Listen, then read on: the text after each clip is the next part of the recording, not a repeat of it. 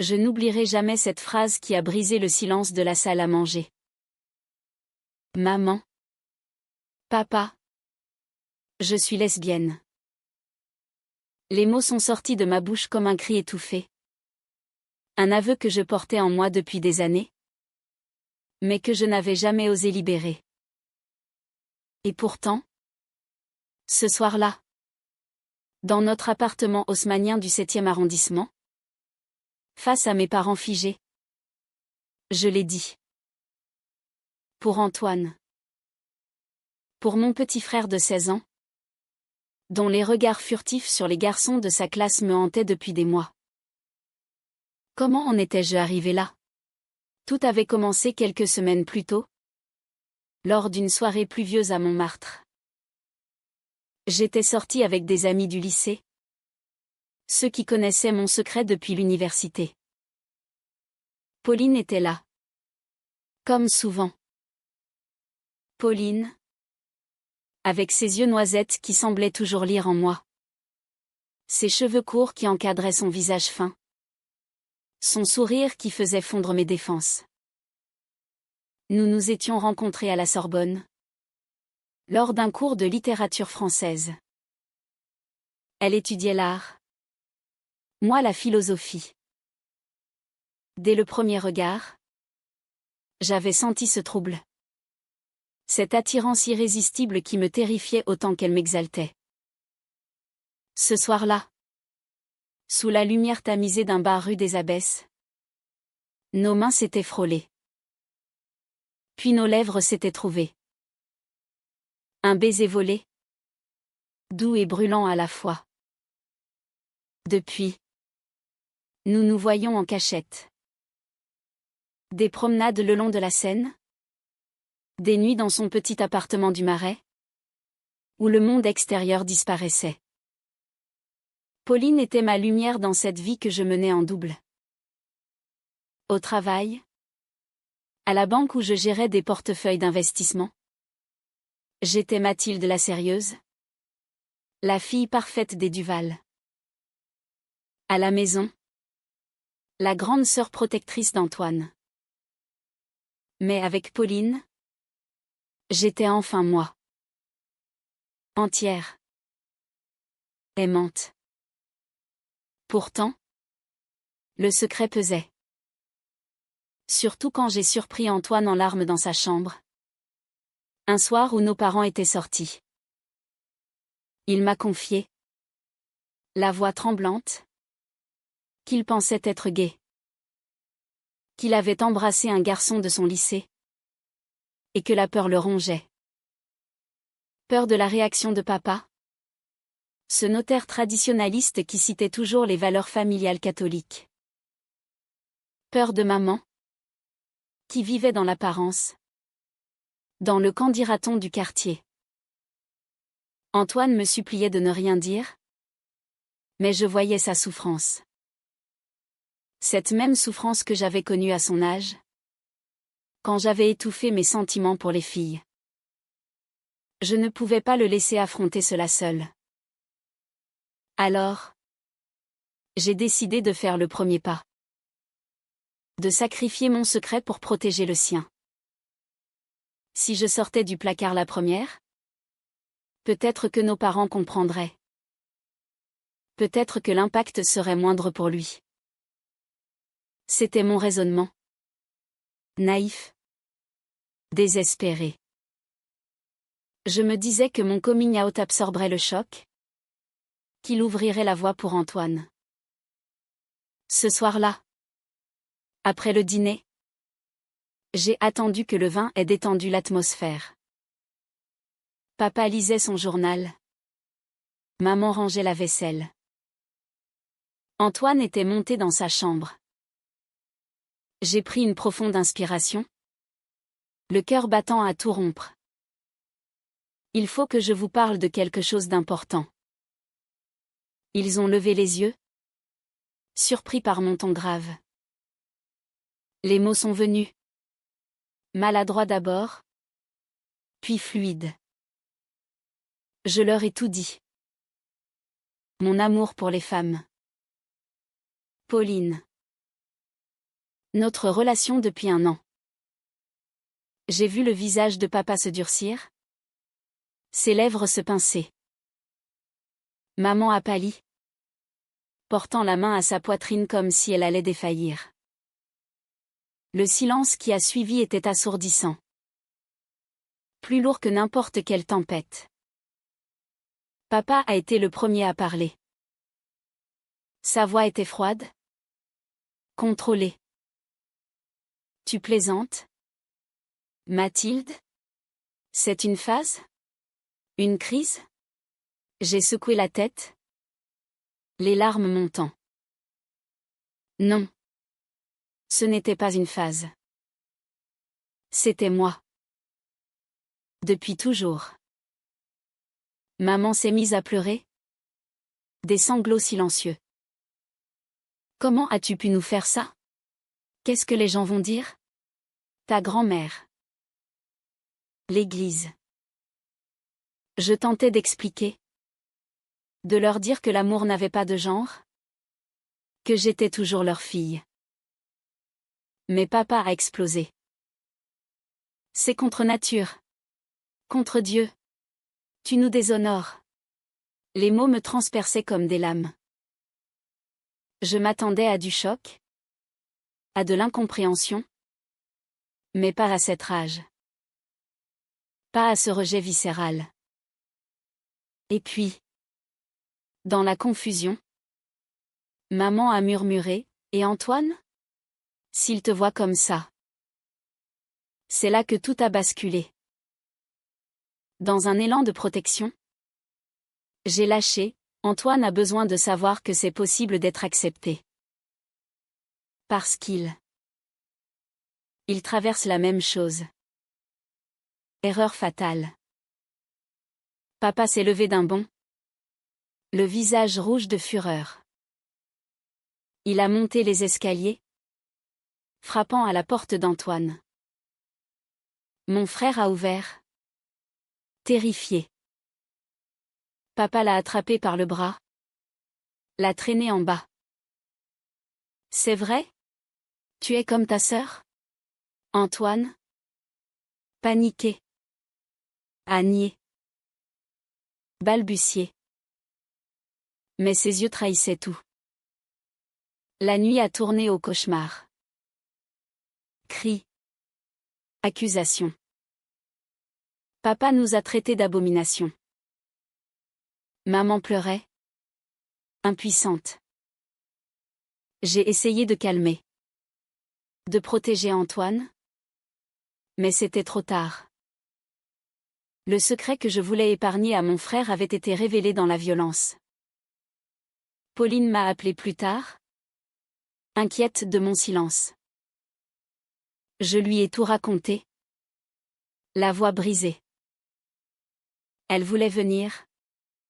Me soutenir. Mais je refusais. Pas encore. Pas dans ce chaos. Les jours suivants furent un enfer intérieur. Papa m'ignorait. Maman évitait mon regard. Antoine s'était enfermé dans sa chambre, refusant de parler. Je me haïssais. Mon sacrifice pour le protéger avait tout détruit. Était-ce de la lâcheté de ma part? Ou un amour trop maladroit? Pourtant, au milieu de cette douleur, une certitude persistait, Pauline. Elle était mon ancre. Chaque message d'elle me rappelait que l'amour vrai existait. Au-delà des préjugés. Les semaines qui suivirent furent un empoison qui s'insinuait dans chaque recoin de ma vie. L'appartement, autrefois chaleureux avec ses moulures et ses parquets craquants, était devenu une prison. Papa partait tôt au bureau. Rentrait tard. Évitant tout contact. Maman errait comme une ombre. Préparant les repas en silence. Les yeux rougis. Antoine ne descendait plus pour dîner. Il mangeait dans sa chambre. Porte close. Et moi? Je oscillais entre culpabilité écrasante et rage sourde. Pourquoi avais-je cru que mon coming out adoucirait le leur? Je me répétais cela en boucle.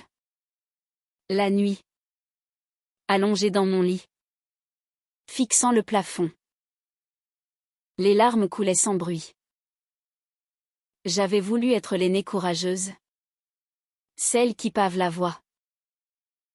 Au lieu de cela, j'avais précipité mon frère dans l'abîme. Son regard ce soir-là. Terrifié. Accusateur presque. Me hantait. Avait-il peur de moi maintenant? Ou pire?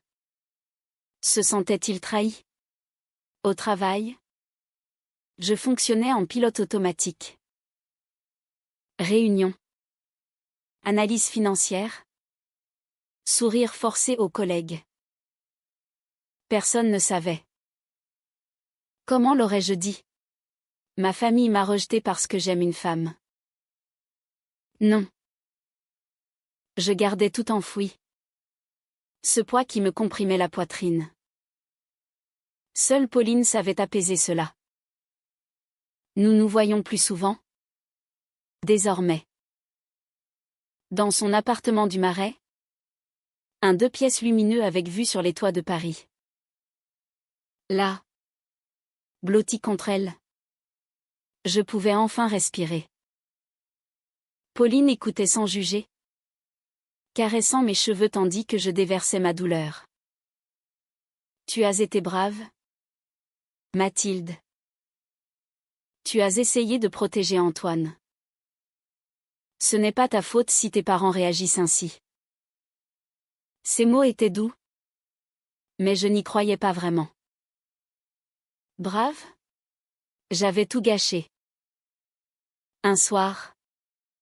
Après une journée particulièrement lourde, papa m'avait à peine adressé la parole pour mon anniversaire. Je suis arrivée chez Pauline en larmes. Elle m'a ouverte. M'a enlacée sans un mot. Nous nous sommes assises sur son canapé. Une bouteille de vin rouge ouverte. Je lui ai raconté les silences. Les regards fuyants. J'ai l'impression d'avoir perdu ma famille pour toujours. Et Antoine. Il me évite. Pauline a pris ma main. Ses doigts fins entrelacés aux miens. Et si tu parlais à Antoine seul à seul? Explique-lui pourquoi tu l'as fait. J'ai hoché la tête. Mais l'idée me terrifiait. Et s'il me rejetait lui aussi? Le lendemain. Je l'ai attendu après ses cours. Il sortait du lycée Louis le Grand. Sac sur l'épaule. L'air fatigué. Antoine? Attends. Il s'est arrêté. Hésitant. Nous avons marché en silence jusqu'au jardin du Luxembourg. Assis sur un banc. Face aux enfants qui jouaient. J'ai commencé. Je suis désolée. Je n'aurais jamais dû parler pour toi. J'ai cru que, en disant d'abord pour moi, ça rendrait les choses plus faciles pour toi. Il a baissé la tête. Tu sais, Mathilde, j'étais pas prêt. Papa me regarde comme si j'étais un monstre maintenant. Sa voix tremblait. Les larmes montaient. Je l'ai pris dans mes bras. Pour la première fois depuis cette nuit fatidique, il ne s'est pas raidi. On va traverser ça ensemble. Promis. Mais à la maison, rien ne s'améliorait. Papa avait commencé à fouiller la chambre d'Antoine, cherchant des preuves. Maman priait plus que jamais, allumant des cierges à Notre-Dame des Victoires. Un soir, j'ai surpris une conversation. Papa disait à maman, il faut les corriger. Peut-être un psy. Ou les envoyer chez tante Claire à la campagne. Mon sang s'est glacé. Corriger? Comme si notre amour était une maladie. La colère a monté? Violente. J'ai confronté papa le lendemain. Tu ne toucheras pas à Antoine. Ni à moi. Nous ne sommes pas malades. Il m'a regardé avec mépris. Tu as corrompu ton frère. Tout est de ta faute. Corrompu? Ces mots m'ont brisé. J'ai fait mes valises cette nuit-là. Pauline m'a accueilli. Reste ici le temps qu'il faudra. Son appartement est devenu mon refuge. Mais quitter la maison familiale, même temporairement, était un arrachement. J'avais perdu mon foyer. Pourtant, dans les bras de Pauline, je découvrais une nouvelle forme d'amour. Profond. Serein malgré la tempête. Elle me faisait rire à nouveau. Cuisinait des plats simples. Nous promenions main dans la main dans les rues du Marais, défiant les regards parfois curieux. Pour la première fois, je vivais mon amour au grand jour. Avec elle. Antoine m'appelait en secret. Il résistait. Tenait bon. Je tiendrai jusqu'à la fac. Mathilde. Après, je partirai. Sa détermination me donnait force. Mais la culpabilité persistait. Avais-je accéléré sa souffrance? Un jour, maman m'a appelé. Voix hésitante. Viens dîner. Seule. J'y suis allée. Le cœur serré. À table. Papa absent, retenu au bureau. Maman a pleuré. Je ne comprends pas. Mathilde. Mais tu es ma fille. Je t'aime. Un premier pas. Fragile. La réconciliation serait longue. Semée d'embûches. Mais pour Antoine?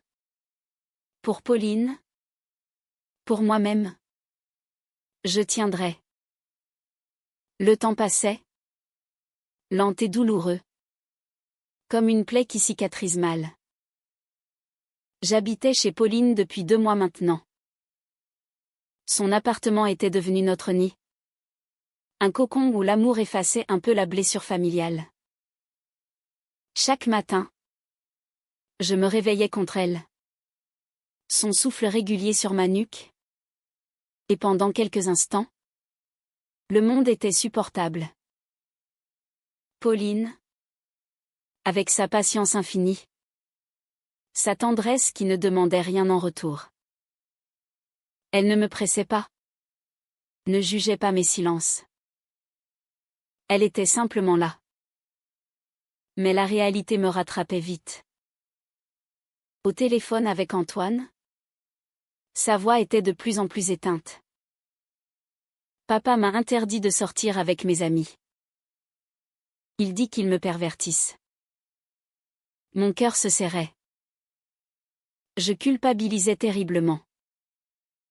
Mon coming out, censé le protéger, avait au contraire durci l'attitude de nos parents.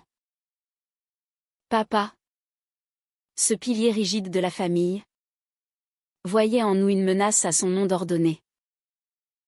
Un soir, Pauline et moi dînions quand mon téléphone a sonné. Antoine. En larmes. Mathilde. Viens. S'il te plaît. Papa. Il a trouvé des messages sur mon téléphone. Il m'a frappé. Le monde s'est écroulé. J'ai raccroché. Tremblante. Pauline a pris les clés. On y va. Nous avons roulé dans Paris nocturne. La pluie battant le pare-brise. Mon esprit tourbillonnait. Frappé? Notre père? Si contrôlé? Si distant? Avait-il perdu tout contrôle? Arrivé à l'appartement. La porte s'est ouverte sur maman. Visage défait. Il est dans sa chambre. Ton père est parti. Antoine était recroquevillé sur son lit. Une marque rouge sur la joue. Je l'ai enlacé. Le berçant comme quand il était petit. Je suis là. Tout va bien maintenant. Pauline restait en retrait. Discrète. Mais sa présence me soutenait. Maman nous a rejoints. Hésitante. Pour la première fois. Elle a regardé Pauline. Vous êtes l'amie de Mathilde? Pauline a hoché la tête. Calme. Maman n'a rien dit de plus. Mais elle n'a pas fui. Cette nuit-là, j'ai emmené Antoine chez Pauline. Temporairement. Papa est rentré tard. Ivre de rage contenue. Le lendemain, il m'a appelé. Voix glaciale. Ramène-le. Ou je porte plainte pour enlèvement. Menace vide, mais qui terrifiait. La confrontation finale est venue un dimanche. Toute la famille réunie. Forcée par maman qui voulait arranger les choses. Papa assis en bout de table. Raide. Antoine et moi face à lui. Pauline invitée. À ma demande. Pour montrer que notre amour existait. Concret. Le dîner a commencé dans un silence oppressant. Puis papa a explosé. Tu amènes cette femme ici? Pour nous narguer? J'ai tenu bon. Pauline est ma compagne. Je l'aime. Comme Antoine aimera un jour un homme. Antoine a pris la parole. Voix ferme malgré la peur. Papa. Je suis gay. Et je ne changerai pas. Silence. Maman a pleuré. Papa s'est levé. Furieux. Sortez. Tous les deux. Vous n'êtes plus mes enfants. Les mots ont claqué comme un verdict. J'ai senti mon monde s'effondrer à nouveau. Mais Antoine m'a pris la main. Pauline aussi. Nous sommes partis ensemble. Dehors. Sous la pluie parisienne. Antoine a murmuré, merci. Mathilde. Sans toi. Je n'aurais jamais osé. Les larmes se mêlaient à la pluie. Phénix renaissant des cendres? Peut-être. Les mois suivants furent une reconstruction fragile. Antoine vivait chez une tante compréhensive. Loin de Paris. Moi chez Pauline. Notre amour grandissant dans l'adversité. Papa avait coupé les vivres. Changé les serrures symboliquement. Maman appelait en secret. Envoyait des messages. Je prie pour vous. La douleur était vive. Un vide béant où se trouvait autrefois la famille. Mais Pauline comblait cela. Ses caresses. Ses rires. Ses silences complices. Nous parlions d'avenir. De voyage. De vie commune. Elle me faisait sentir vivante. Un jour, maman a invité à déjeuner. Seule. Dans un café près de Saint-Sulpice. Elle a pleuré. Ton père est perdu. Il a peur pour vous. Pour l'image.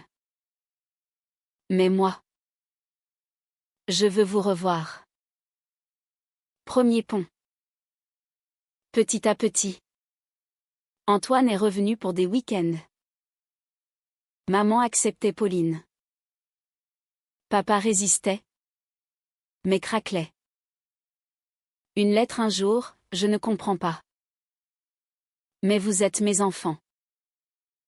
La réconciliation fut lente, imparfaite, mais réelle.